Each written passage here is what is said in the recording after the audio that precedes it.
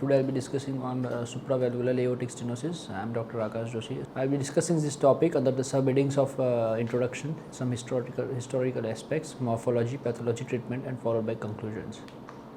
Okay, coming to the introduction part, what is supravalvular aortic stenosis? Basically, obstruction caused by localized or diffuse narrowing of the aortic lumen commencing immediately above the aortic valve, because now aortic stenosis is subvalvular, valvular and supravalvular. Supravalvular is the aortic stenosis which is commencing above the aortic valve. That's why it's called supravalvular aortic stenosis.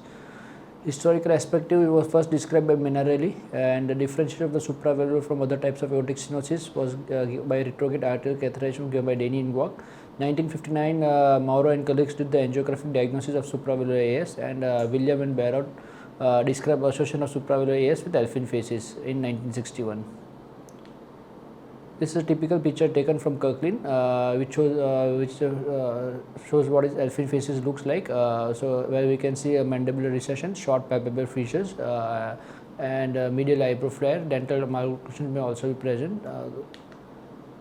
So it is basically because of the mutation in the elastin gene on chromosome 7q11.23, which includes deletion translocation of the gene.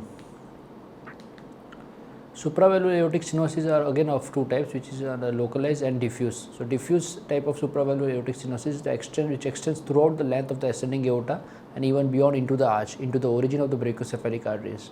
Whereas the localized one is the one which have just about the most superior level of the attachments of the valve commissures, and there is also dilatation of the sinus of Valsalva and the absence of post-stenotic dilatation, also called as hourglass appearance. And then we can see variable intimal thickening of the intimal shelf increases stenosis, and variable affects the left main coronary ostia. The coronaries in supravalvular aortic stenosis is that the free edge of the aortic valve near the aortic wall may become adherent to the intimal shelf, which may produce stenosis.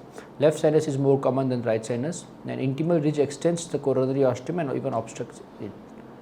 75% of cases has been seen with enlarged sinus of Valsalva, and 45% with coronary ostial stenosis. Coming to repairs of the supravalvular aortic stenosis, again as we saw of two types. So repair is further divided in localized type and the diffuse type. In localized type, we have three types of repair: classic repair, extended aortoplasty, which is also called Dottis repair, sliding aortoplasty, Myers-Walden's repair. So coming to classic repair, what we do is first is supravalvular aortic aortotomy is done, an incision extended to non-coronary sinus, and once the aorta is incised, we can aortic valve is examined and assessed. Then an intimal shelf resection is done to relieve the stenosis, and a dimensional pericardial PTFE patch is incorporated with the incision. Intraoperative echo will confirm this. So as we can see here now is in this image taken from the Kirkland, where is incision is taken on the aorta, and as we can see a supravalvular ridge which has been excised in picture second, and a PTFE or pericardium patch is kept on the aorta. Second is extended aortoplasty, where again which also called Dottis repair, which CPB is established, and oblique aortotomy with incision into obstructing ridge, and STJ is built into non-coronary sinus. Further, the incision extended to the left to cross the STJ in the right sinus of Valsalva, and anterior between the left and right coronary sinus. And the second inverted Y incision is placed into the limb into the NCC, and other placed into anterior to the commission between RCC and LCC. Middle part patch of the aorta containing RCC is retained, and inverted Y shape incision is placed one into NCC and other placed into RCC and LCC. Middle patch of aorta is retained. So in this incision we can see the aortic incisions between left coronary artery and the right coronary artery, and one incision is taken aortic in the non-coronary sinus, whereas supraortic ridge is removed from the above coronary sinus of Valsalva, and a patch is kept to relieve the aortic stenosis. Greater symmetrical repair may be accompanied by a third incision in the left coronary sinus of Valsalva, just posterior to the commissure between right and left sinus, and the incision is mobilized with the commissure so that it can move anteriorly to achieve better spacing between commissures of aortic valve and achieve better configuration of the left cup. Second, repair three patch, which is also called Broom's incision, Broom's technique. In this, what we do again a three triangular patches incisions are taken on the aorta, and similarly three triangular patches of the autologous pericardium is fashioned for insertion into the each incision. So in the image we can see three incisions are taken on the left, right and non-coronary, and the same pericardium patch is placed in between, which will increase the width of the aorta and relieve the aortic obstruction.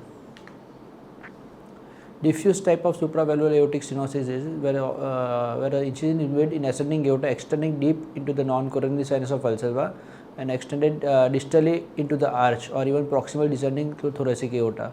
So, dotted line suggests aortic incision which is started from the non-coronary sinus and is extending up to the branches of the aorta, like up to the arch of the aorta, and intima or media is removed and atractomy is done or any obstruction is removed, followed by a long big white patch of collagen coated polyester or PTFE patch is used to widen the aorta and is attached to the edge of the aortotomy.